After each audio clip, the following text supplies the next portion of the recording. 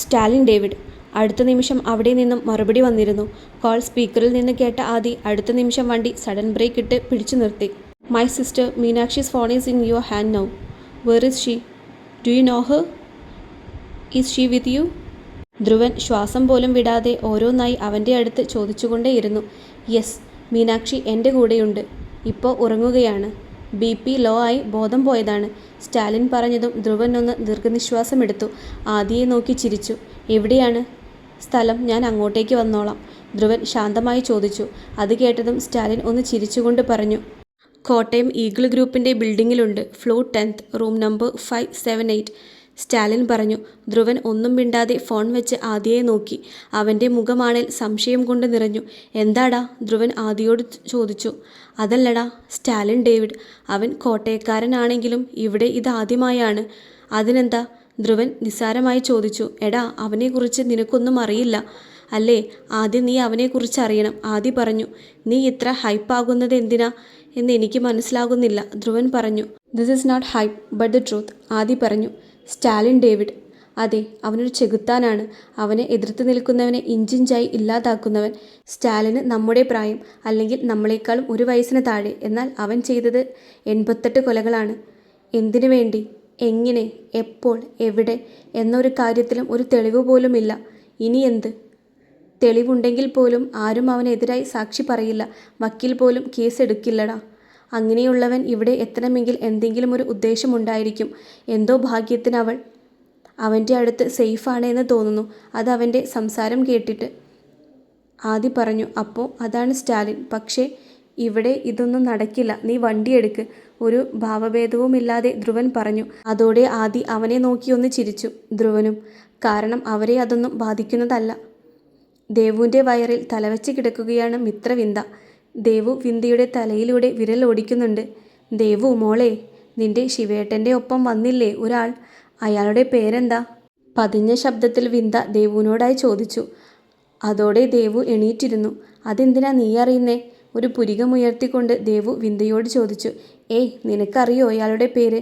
എന്താടി, ഒന്ന് പറ, എന്നിട്ട് പറയാം ഞാൻ, വിന്ദ പറഞ്ഞു. അത് ശിവേട്ടൻ്റെ കൂട്ടുകാരനാണ്. ആകെയുള്ള ഒരേ ഒരു ബെസ്റ്റ് ഫ്രണ്ട്, ആദിദേവ്, ദേവു പറഞ്ഞു. ആദിദേവ്, നല്ല പേര്. ഇനി നിന്നോട് ഞാൻ ഒരു കാര്യം പറയാം. നീ കളിയാക്കില്ലല്ലോ? വിന്ദ ചോദിച്ചു. ഇല്ല, ഞാൻ കളിയാക്കില്ല. നീ കാര്യം പറ മോളെ, ദേവു വിന്ദയുടെ അടുത്തേക്കിരുന്നു കൊണ്ട് ചോദിച്ചു. അതെ, എനിക്ക് ദേവേട്ടനെ ഇഷ്ടമാണ്. ആദ്യമായി കണ്ടപ്പോൾ തന്നെ. Love at first sight. Vinda പറഞ്ഞത് കേട്ടു ദേവു ചിരിക്കാൻ തുടങ്ങിയിരുന്നു. അതോടെ വിന്ദ മുഖം വീർപ്പിച്ച് പിണങ്ങിയിരുന്നു. എന്തൊക്കെയായിരുന്നു? എന്നിട്ടിപ്പോൾ നിനക്കും ഒരു വൺ സൈഡ് ലവ് തന്നെ, ദേവു പറഞ്ഞു. എടി, നിന്നെപ്പോലെ ഞാൻ വൈകിപ്പിക്കില്ല. നാളെ തന്നെ ആളോട് എൻ്റെ ഇഷ്ടത്തെക്കുറിച്ച് പറയുമെടി. വിന്ദ പറഞ്ഞതും ചിരിച്ചുകൊണ്ടിരുന്ന ദേവു പെട്ടെന്ന് ചിരി നിർത്തി. അവളുടെ കയ്യിൽ പിടിച്ചു. എടി, അത് വേണോ? ശിവേട്ടൻ്റെ അതേ സ്വഭാവമാണ് ആദിയേട്ടൻ്റെയും. നല്ലത് കിട്ടും, ദേവു പറഞ്ഞു. എന്നാൽ പിന്നെ വേണ്ട. പക്ഷേ ദേവേട്ടനുമായൊരു കമ്പനി ഞാൻ ഉണ്ടാക്കും. നീ ഹെൽപ്പ് ചെയ്യണം, വിന്ദ ദേവുവിൻ്റെ കൈ പിടിച്ചുകൊണ്ട് പറഞ്ഞു. അതിന് ദേവു ഒന്ന് തലയാട്ടി. എന്തൊക്കെ നടക്കും കണ്ടു തന്നെ അറിയാം. വെള്ളത്തുള്ളികൾ മീനാക്ഷിയുടെ മുഖത്തേക്ക് ഇറ്റിറ്റ് വീണുകൊണ്ടിരുന്നു. സ്റ്റാലിൻ അവളുടെ മുഖം കയ്യിലെടുത്തു. സ്റ്റാലിൻ്റെ നീലക്കണ്ണുകൾ അവളുടെ മുഖമാകെ അലഞ്ഞു നടന്നു. മീനാക്ഷി അവനെ നോക്കി. അവൻ അവളുടെ കണ്ണിൽ അമർത്തിയൊന്ന് ചുംബിച്ചു. അവളൊന്ന് പിടഞ്ഞതും അവൻ്റെ ചുണ്ടുകൾ അവളിട്ട ഒറ്റ മൂക്കുത്തിയിലേക്ക് പതിഞ്ഞു. മീനാക്ഷിയുടെ ചുണ്ടുകൾ വിറച്ചു. പതിയെ സ്റ്റാലിൻ്റെ ചുണ്ട് മീനാക്ഷിയുടെ ചുണ്ടിൽ മൃദുവായി അമർന്നു. അടുത്ത നിമിഷം മീനാക്ഷി ഞെട്ടെഴുന്നേറ്റ് ഇരുന്നു. അവളുടെ അടുത്ത് ചെയറിൽ ഇരുന്ന് സ്റ്റാലിൻ അവളെ നോക്കി. മുഖമാകെ ചുവന്ന് വിയർത്തിട്ടുണ്ട്. ചുണ്ടുകൾ വിറച്ചുകൊണ്ട് അവൾ സ്റ്റാലിനെ നോക്കി. What happen baby? സ്റ്റാലിൻ അവളെ നോക്കി പുഞ്ചിരിയോടെ ചോദിച്ചു. അവൾ പേടിയോടെ ചുറ്റും നോക്കി. ഒരു ലക്ഷറി റൂമാണത്. അവിടെ ഒരു കട്ടിലിലാണ് താൻ എന്ന് അവൾക്ക് മനസ്സിലായി. മീനാക്ഷി സംശയത്തോടെയും അതിനേക്കാളേറെ പേടിയോടുകൂടെ അവിടെ ഇരിക്കുന്ന സ്റ്റാലിനെ നോക്കി. പേടിക്കണ്ട, ഞാൻ നിന്നെ തട്ടിക്കൊണ്ടു വന്നതല്ല. നീ അവിടെ വെച്ച് BP ലോ ആയി ബോധം കെട്ട് വീണു. അതുകൊണ്ട് കൊണ്ടുവന്നതാ. ഡോക്ടർ വന്ന് ചെക്ക് ചെയ്തു പോയി. അതുവരെ ഞാൻ ഇവിടെയുണ്ട്. സ്റ്റാലിൻ ഉറച്ച ശബ്ദത്തോടെ മൃദുവായി മീനാക്ഷിയോട് പറഞ്ഞതും അവൾ വീണ്ടും അവനെ നോക്കി. അപ്പോൾ കണ്ടത് സ്വപ്നമാണ്. പക്ഷേ ഇയാളല്ലേ അയാളെ കൊന്നത്? അത് സ്വപ്നമല്ല, മീനാക്ഷി ഞെട്ടലോടെ ഓർത്തു. സ്റ്റാലിനെ നോക്കി. അവൻ അപ്പോഴും മീനാക്ഷിയെ തന്നെ നോക്കുവാണ്. നിങ്ങളല്ലേ അയാളെ കൊന്നത്? ഞാൻ കണ്ടതാ. I will complete on your behalf. Meenakshi അവനോട് വിക്കിക്കൊണ്ട് പറഞ്ഞതും സ്റ്റാലിൻ ഒന്ന് പുഞ്ചിരിച്ചു. മനോഹരമായൊരു പുഞ്ചിരി. സ്റ്റാലിൻ ഇരുന്നിടത്ത് നിന്ന് എഴുന്നേറ്റ് മീനാക്ഷിയുടെ നേരെ ചെന്നു. മീനാക്ഷി ഞെട്ടി വിറച്ചു. സ്റ്റാലിൻ അവൾ ഇരുന്നിരുന്ന കട്ടിലിൻ്റെ സൈഡിൽ ചെന്ന് അവൾക്കിരുവശവും കൈകുത്തി നിന്നതും മീനാക്ഷി ഞെട്ടിക്കൊണ്ട് പിന്നിലേക്ക് ചാഞ്ഞു. അതോടെ സ്റ്റാലിൻ അവളുടെ മുന്നിലേക്ക് ചാഞ്ഞുകൊണ്ട് അവളുടെ ഒരു നിശ്വാസമകലെയായി നിന്നു. മീനാക്ഷിയുടെ ശ്വാസഗതി വേഗത്തിലായി. അവൾ അവൻ്റെ കണ്ണിലേക്ക് നോക്കി. നീലക്കണ്ണുകൾ. അതോടെ അവൾ നോട്ടം മാറ്റി മുഖം കുനിച്ചു. മീനാക്ഷി, എൻ്റെ മുഖത്തോട്ട് നോക്ക്. പതിഞ്ഞ ശബ്ദത്തിൽ അവൻ പറഞ്ഞതും മീനാക്ഷി അറിയാതെ അവൻ്റെ മുഖത്തേക്ക് നോക്കിപ്പോയി. ഞാനും കംപ്ലൈൻറ്റ് കൊടുക്കും നിൻ്റെ പേരിൽ. കുഞ്ഞൊരു പുഞ്ചിരിയോടെ സ്റ്റാലിൻ പറഞ്ഞതും അവൾ ഞെട്ടിക്കൊണ്ട് അവനെ നോക്കി. ആ പുഞ്ചിരി എന്തിനു? വിറച്ചുകൊണ്ടവൾ ചോദിച്ചു. കൊന്നതിന്, സ്റ്റാലിൻ മറുപടി പറഞ്ഞു. മീനാക്ഷി ഞെട്ടി. അവളുടെ കണ്ണുകൾ മിഴിഞ്ഞു. താൻ കൊന്നെന്നോ? ആരെ? എന്തിന്? എപ്പോ? അവൾ സ്വയം ചോദിച്ചു. അവളുടെ മുഖഭാവം കണ്ട് സ്റ്റാലിൻ ചിരിച്ചുകൊണ്ട് ഒന്നുകൂടി അവളിലേക്ക് ചാഞ്ഞു. അതോടെ ആലോചന വിട്ടുകൊണ്ടവൾ സ്റ്റാലിൻ്റെ മുഖത്തേക്ക് നോക്കി. സ്റ്റാലിൻ മീനാക്ഷിയുടെ മുഖത്തേക്ക് നോക്കി തന്നെ നിന്നു. U killed me. മീനാക്ഷി, നിന്നെ കണ്ടതു മുതൽ ഞാൻ മരിച്ചുകൊണ്ടിരിക്കുകയാണ്. അല്ല, നീ കൊല്ലുവാണ്. അവളുടെ കണ്ണിലേക്ക് അവൻ്റെ കണ്ണുകൾ പായിച്ചുകൊണ്ട് അവൻ പറഞ്ഞു. മീനാക്ഷി, നീ പേടിക്കണ്ട. നിന്നെ ഞാൻ ഒന്നും ചെയ്യില്ല. കാരണം നീ എൻ്റെ പെണ്ണാണ്, എൻ്റെ മീനു, സ്റ്റാലിൻ പറഞ്ഞു. മീനാക്ഷി ഞെട്ടി സ്റ്റാലിനെ നോക്കി. അവൻ അവളെ ഒന്ന് നോക്കി ചിരിച്ചു. ഇങ്ങനെ ഞെട്ടല്ലേ ബേബി. ഇതിപ്പോൾ എത്രാമത്തെയാണ് ഈ ഞെട്ടൽ? സ്റ്റാലിൻ ചോദിച്ചു. എനിക്ക് എൻ്റെ വീട്ടിൽ പോകണം, മീനു പറഞ്ഞു. പോവാം, നിൻ്റെ ഏട്ടൻ ഇപ്പോൾ വരും, സ്റ്റാലിൻ പറഞ്ഞു. ഏട്ടനോ? മീനു അറിയാതെ ചോദിച്ചു. അതെ, ഏട്ടൻ. DYSP ശിവധ്രുവ്. മീനുവിൻ്റെ ഏട്ടനല്ലേ? സ്റ്റാലിൻ ചോദിച്ചു. മീനു യാന്ത്രികമായി തലയാട്ടിയിരുന്നു. അവൾക്കൊന്നും മനസ്സിലായില്ല. What is your fathers name? Stalin ചോദിച്ചു. മാധവൻ. മീനു മെല്ലെ പറഞ്ഞു. Mothers name? അവൻ വീണ്ടും ചോദിച്ചു. തുളസി, മീനു പറഞ്ഞു. അപ്പോഴാണ് അവിടേക്ക് സ്റ്റാലിൻ്റെ ഗാർഡ് വന്നത്. ആ വന്നവരെ കണ്ട് മീനു ഒന്ന് പേടിച്ചു. എന്താ? സ്റ്റാലിൻ ഗൗരവത്തോടെ ചോദിച്ചു. DYSP ശിവധ്രുവും സിറ്റി പോലീസ് കമ്മീഷണർ ആദിദേവും വന്നിട്ടുണ്ടെന്ന് പറഞ്ഞു. വെയിറ്റിംഗ് ആണ്. ധ്രുവനും ആദിയും സ്റ്റാലിൻ പറഞ്ഞ ഫ്ലാറ്റിന് മുന്നിലെത്തി. അവിടെയുള്ള പാർക്കിംഗ് ഏരിയയിൽ അവർ വണ്ടി നിർത്തിക്കൊണ്ട് വണ്ടിയിൽ നിന്നിറങ്ങി. ആദിയും ധ്രുവനും ഒരുപോലെ ആ ബിൽഡിംഗ് നോക്കി. ആകാശം മുട്ടുന്നത്ര നിലകളുള്ളതുപോലെ തോന്നി. ഇവൻ ആള് കൊള്ളാലോ. ആദി, ഇത്രയും വലിയ ഒരു ബിൽഡിംഗ് ഈ കോട്ടയത്ത് വേറെയില്ല. ധ്രുവ് പറഞ്ഞു. എടാ ധ്രുവ, കോട്ടയത്തല്ല, കേരളത്തിൽ വേറെയില്ല. അത്രയും ഫേമസ് ആണ്. ആദി പറഞ്ഞു. എന്തേലും ആവട്ടെ, നീ വാ. ധ്രുവൻ ആദിയെ വിളിച്ചുകൊണ്ട് മുന്നോട്ട് നടന്നു. അകത്ത് ലിഫ്റ്റിൽ കയറി. 10ാമത്തെ ഫ്ലോറിൽ അമർത്തി. ലിഫ്റ്റ് മുകളിലേക്ക് ഉയർന്നു. 10ാമത്തെ ഫ്ലോറിൽ എത്തി ലിഫ്റ്റിൽ നിന്ന് പുറത്തേക്കിറങ്ങി. ധ്രുവനും ആദിയും 578-ാം റൂം ലക്ഷ്യമാക്കിക്കൊണ്ട് നടന്നു. അതിനു മുന്നിൽ എത്തിയതും ധ്രുവനും ആദിയും ഒന്ന് നിന്നു. വാതിലിൻ്റെ പുറത്ത് ഗണ്ണായി നിൽക്കുന്നുണ്ട് സ്റ്റാലിൻ്റെ ഗാർഡ്. അവൻ ധ്രുവനെയും ആദിയെയും കണ്ട് അവരുടെ രണ്ടുപേരുടെയും അടുത്തേക്ക് വന്നുകൊണ്ട് ചോദിച്ചു. ആരാ?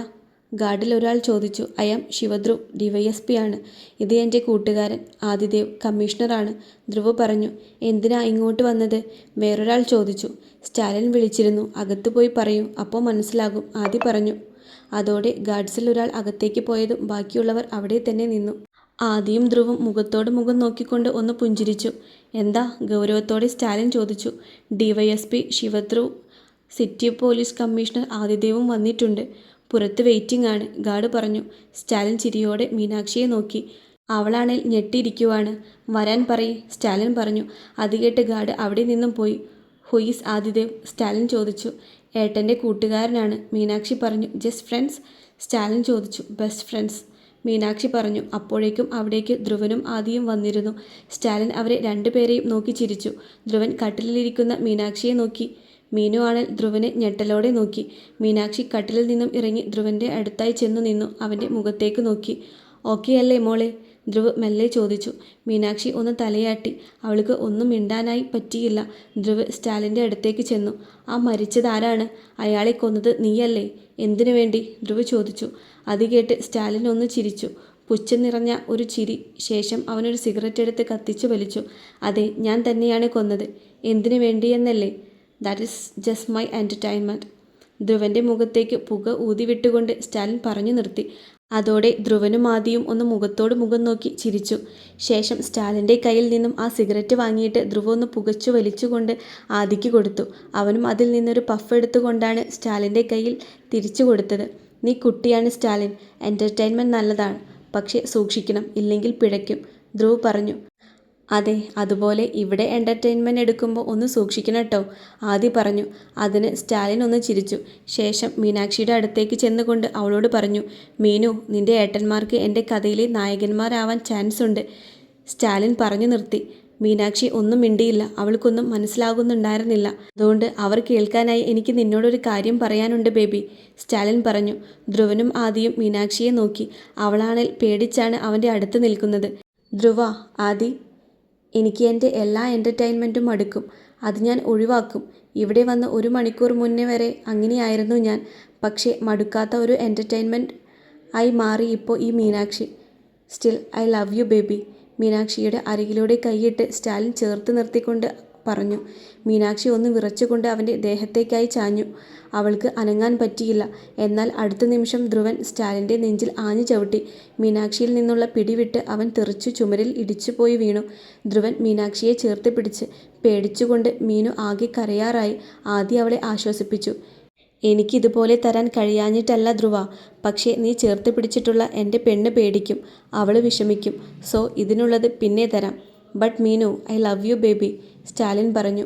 ഇവനെ ഞാൻ ആദി ദേഷ്യത്തോടെ മുന്നോട്ട് പോവാൻ നിന്നതും മീനാക്ഷി തടഞ്ഞു. ഏട്ടാ വേണ്ട, മീനാക്ഷി പറഞ്ഞു. അത് കേട്ട് സ്റ്റാലിൻ ഒന്ന് പുഞ്ചിരിച്ചു. ധ്രുവ് അവനെ ഒന്ന് നോക്കിയ ശേഷം മീനാക്ഷിയുടെ ബാഗ്, ഫോണെല്ലാം എടുത്തുകൊണ്ട് അവളെ ചേർത്ത് പിടിച്ച് അവിടെ നിന്നും ഇറങ്ങി. കൂടെ ആദിയും. മീനാക്ഷി പോകുന്ന പോക്കിൽ സ്റ്റാലിനെ തിരിഞ്ഞൊന്ന് നോക്കി. അവൾ നോക്കുന്നത് കണ്ട് ചുമരിൽ ചാരി ഇരുന്നു കൊണ്ട് അവളെ നോക്കി ചിരിച്ചുകൊണ്ട് ഒരു കണ്ണടിച്ച് കാണിച്ചു. അതോടെ അടുത്ത നിമിഷം തന്നെ മീനാക്ഷി മുഖം മാറ്റിക്കൊണ്ട് ധ്രുവനോട് ചേർന്ന് നടന്നു. സ്റ്റാലിൻ ഒന്ന് പുഞ്ചിരിച്ചു. ക്രൂരതയും പ്രണയവും കലർന്ന ഒരു ചിരി. അതിൽ പലതും ഒളിഞ്ഞു കിടക്കുന്നു. മീനാക്ഷി. അവൻ്റെ ചുണ്ടുകൾ ആ പേര് മന്ത്രിച്ചുകൊണ്ടേയിരുന്നു. ധ്രുവൻ മീനാക്ഷിയെ വണ്ടിയുടെ പിന്നിലെ സീറ്റിൽ കൊണ്ടിരുത്തി. ഡോർ അടച്ചുകൊണ്ട് അവൻ ഫ്രണ്ട് സീറ്റിൽ കയറി. ആദിയാണ് വണ്ടി ഓടിച്ചത്. മീനാക്ഷി ആകെ പേടിച്ചാണ് ഇരുന്നത്. മീനാക്ഷി, നീ പേടിക്കണ്ട, അവൻ നിന്നെ ഒന്നും കാട്ടില്ല. അവൻ ഇങ്ങനെയൊന്നുമല്ല, ആദി പറഞ്ഞു. എന്നോട് കാര്യമായിട്ട് തന്നെയാ സംസാരിച്ചു കൊണ്ടിരുന്നത്. ഡോക്ടർ വന്നത് മുതൽ നിങ്ങൾ വരണ വരെ എൻ്റെ കൂടെ ഉണ്ടായിരുന്നു. ആ സമയം വരെ എന്നെ ഒന്ന് വൃത്തികെട്ട രീതിയിൽ നോക്കിയിട്ട് പോലുമില്ല. മീനാക്ഷി സ്റ്റാലിൻ്റെ ഓർമ്മയിൽ പറഞ്ഞതും ധ്രുവനും ആദിയും മുഖത്തോട് മുഖം നോക്കി. അവൻ അയാളെ വെടിവെച്ചു കൊന്നു കളയുന്നതായി നീ കണ്ടിരുന്നോ? ആദി ചോദിച്ചു. ഇല്ല, മരിച്ചയാളെ എൻ്റെ വണ്ടി ഇടിച്ചിരുന്നു, അതുകൊണ്ടാണ് പേടിച്ച് BP ലോ ആയത്, മീനാക്ഷി കള്ളം പറഞ്ഞു. നിന്നെ വീട്ടിൽ കൊണ്ടാക്കി വിടാം. വണ്ടി വീട്ടിലെത്തിക്കാം കേട്ടോ. ഉണ്ടായത് നീ വീട്ടിൽ പറയണ്ട, ആദി പറഞ്ഞതും മീനാക്ഷി തലയാട്ടി. എന്നാൽ ധ്രുവൻ ഒന്നും മിണ്ടാത്തതുകൊണ്ട് അവൾക്ക് സങ്കടമായി. ധ്രുവൻ സീറ്റിൽ തലവെച്ച് ചാരിക്കിടന്നു. മീനാക്ഷിയുടെ കണ്ണ് നിറഞ്ഞു. ഏട്ടൻ തന്നോട് മിണ്ടുമെന്ന് കരുതി. പക്ഷേ രക്ഷിക്കാൻ ഒരു പോലീസുകാരനായതുകൊണ്ട് വന്നതാണ് എന്നവൾക്ക് മനസ്സിലായി. ദേവുവും വിന്ദയും കൂടെ കുളിച്ചൊരുങ്ങി അമ്മാവനായ മാധവൻ്റെ വീട്ടിലേക്ക് പോകാൻ ഇറങ്ങിയതാണ്. ഈ സമയത്ത് അവിടെ മീനാക്ഷി ഉണ്ടാകും. അതുപോലെ ധ്രുവൻ അവിടെ ഉണ്ടാവില്ല എന്ന ധൈര്യത്തിലാണ് അങ്ങോട്ട് പോകുന്നത്. 2 പേരും കൂടെ നടന്ന് മീനാക്ഷിയുടെ വീട്ടിലെത്തി. അവിടെ മാധവനും തുളസിയും വീടിൻ്റെ ഉമ്മറപ്പടിയിൽ ടെൻഷനോടെ ഇരിക്കുന്നുണ്ടായിരുന്നു. അമ്മാവനും അമ്മായിയും എന്താ ഇവിടെ ഇരിക്കുന്നേ? മീനാക്ഷി എവിടെ? ദേവു ചോദിച്ചു. അവളെ വിളിച്ചിട്ടെടുത്തില്ല, അതാ ഇങ്ങ് പോന്നെ. എവിടെ മീനാക്ഷി? വിന്ദ ചോദിച്ചു.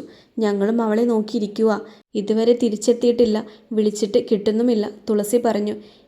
എവിടെ പോയത് അവള്? ദേവ് ചോദിച്ചു. അവൾ കൂട്ടുകാരിയുടെ പിറന്നാളിന് രാവിലെ പോയി. ഉച്ചയാവുമ്പോഴേക്കും തിരിച്ചെത്താമെന്ന് പറഞ്ഞതാണ്, കാണാനില്ല, മാധവൻ പറഞ്ഞു. ഇതാണോ കാര്യം? കൂട്ടുകാരിയുടെ പിറന്നാളല്ലേ, അപ്പോൾ പാർട്ടി ഉണ്ടാകും, പിള്ളേർ വിട്ടിട്ടുണ്ടാവില്ല, അതാ പിന്നെ ഫോൺ സൈലൻ്റ് ആവും, വിന്ദ പറഞ്ഞു. അതെന്നെ, അവൾ ഇപ്പോൾ ഇങ്ങ് എത്തും. ഞാൻ ആകെ പേടിച്ചു, ദേവു ചിരിയോടെ പറഞ്ഞു. അവർ 2 പേരും പറഞ്ഞത് കേട്ട് തുളസിയും മാധവനും ആശ്വാസമായി. പെട്ടെന്നാണ് അവിടേക്ക് പോലീസ് ജീപ്പ് വന്നത്. അതോടെ ദേവും വിന്ദയും ഒന്ന് ഞെട്ടി. തുളസിയും മാധവനും ഇരുന്നിടത്ത് നിന്ന് എഴുന്നേറ്റു. കോ ഡ്രൈവ് സീറ്റിൽ നിന്ന് ധ്രുവനും ഡ്രൈവ് സീറ്റിൽ നിന്ന് ആദിയും ഇറങ്ങി. വണ്ടിയുടെ ബാക്ക് ഡോർ തുറന്നിറങ്ങുന്ന മീനാക്ഷിയെ കണ്ട് എല്ലാവരും ഞെട്ടി. മോളെ, തുളസി ഓടിച്ചെന്ന് അവളെ പിടിച്ചു. എനിക്കൊന്നുമില്ല അമ്മ, BP ഒന്ന് കുറഞ്ഞതാ, ബോധം പോയി, മീനാക്ഷി പറഞ്ഞു. എന്നിട്ട്? മാധവൻ ചോദിച്ചു. ശിവേട്ടനും ആദിയേട്ടനും കൊണ്ട് എന്നെ ഹോസ്പിറ്റലിൽ കൊണ്ടുപോയി, മീനാക്ഷി പറഞ്ഞു. ഇപ്പോൾ എന്തേലും കുഴപ്പമുണ്ടോ മീനു? ദേവു അവളോട് ചോദിക്കുന്നത് കേട്ടാണ് ധ്രുവൻ്റെ കണ്ണുകൾ അവളിലേക്ക് ചെന്നത്. അപ്പോഴാണ് ദേവു അവിടെ ഉണ്ടായിരുന്ന കാര്യം തന്നെ ധ്രുവന് മനസ്സിലാവുന്നത്. ഇല്ലടി, ഇപ്പോൾ ഓക്കെയാണ്. നിന്റെ ബാഗും വണ്ടിയും ഒക്കെ എവിടെയാണ്? വിന്ദ ചോദിച്ചു. ദേ ബാഗ്, വണ്ടി ഇവിടേക്ക് എത്തിച്ചോളാം എന്ന് പറഞ്ഞ് ആദി ബാഗ് നീട്ടി. അതോടെ വിന്ദ വേഗം ചെന്ന് അത് വാങ്ങി. ആദിയുടെ മുഖത്തേക്കൊന്ന് നോക്കി. അവൻ തിരിച്ചും. ആദി, വാ പോകാം, ധ്രുവൻ ഗൗരവത്തോടെ പറഞ്ഞു. അതോടെ വിന്ധ്യയുടെ മുഖത്ത് നിന്ന് നോട്ടം മാറ്റി ആദി ഡ്രൈവിംഗ് സീറ്റിലേക്ക് കയറി. ദേവുവിനെ ദേഷ്യത്തോടെ ഒന്ന് നോക്കിക്കൊണ്ട് ധ്രുവനും. ശേഷം രണ്ടുപേരും അവിടെ നിന്നും പോയി.